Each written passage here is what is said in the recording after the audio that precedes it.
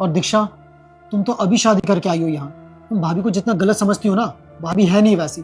तुम्हें पता है, जब मैं स्कूल जाता था, कॉलेज जाता था, मुझे कुछ भी चाहिए होता था, भाभी वो थी जो मुझे देती थी। भैया से मांगने की भी जरूरत नहीं पड़ी मुझे, इतना ख्याल रखा। वो मुझे अपने छोटे भाई की तरह मानती है और तुम्हें छोटी बहन की तरह। कभी समझोगी, अपने ही घर में काम करना कभी नौकरानी नहीं होता। जैसे भाभी ने इस घर को अपना घर माना है, तुम भी इस घर को अपना घर मान के तो देखो, फिर देखो सब लोग तुमसे कितना प्यार करेंगे। और वैसे भी तुम अपनी मम्मी को देखो ना, तुम्हारी मम्मी तुम्हारे पापा के यहाँ शादी करके आई है, तो वो भी तो उसे अपना घर मानती है। वो तो नहीं कहती तुम्हारे पापा से कि मुझे नौकरानी की तरह काम क्यों करवाते हो।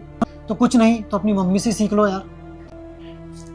सूरज, आई एम रियली सॉरी। मैंने अभी जो कुछ भी किया, मुझे बहुत पछतावा है अपनी गलती पे। सॉरी मुझे मत बोलो, सॉरी भाभी को बोलो। मैंने उनके साथ बहुत गंदा बर्ताव किया है। जाओ माफी मांगो उनसे। ठीक है। शीतल, हम दोनों को ही सब कुछ करना पड़ेगा। हम दोनों इस घर के बड़े हैं।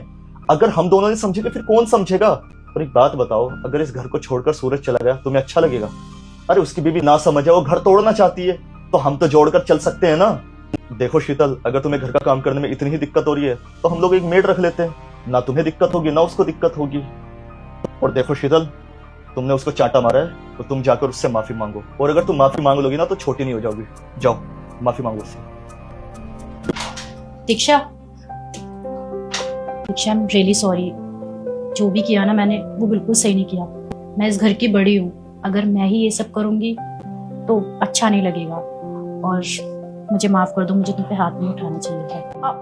नहीं भाभी, आप सॉरी मत बोलिए। सारी गलती मेरी ही है।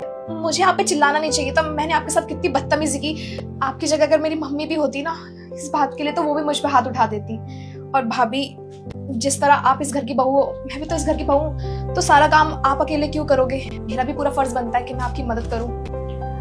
दीक्षा, मैं बस इतना कहना चाहती हूँ कि हम दोनों मिल बांट के काम करें। और मैं नहीं चाहती कि हमारे ये घर टूटे, कि दोनों भाइयों ने बहुत मेहनत से ये घर बनाया है। प्रॉमिस भाभी, आज के बाद मैं आपके साथ कोई बदतमीजी नहीं करूंगी। और अगर मैं कहीं बाहर जाऊंगी तो मैं आपको साथ लेके जाऊंगी, जब सारे घर का काम पूरा हो जाएगा।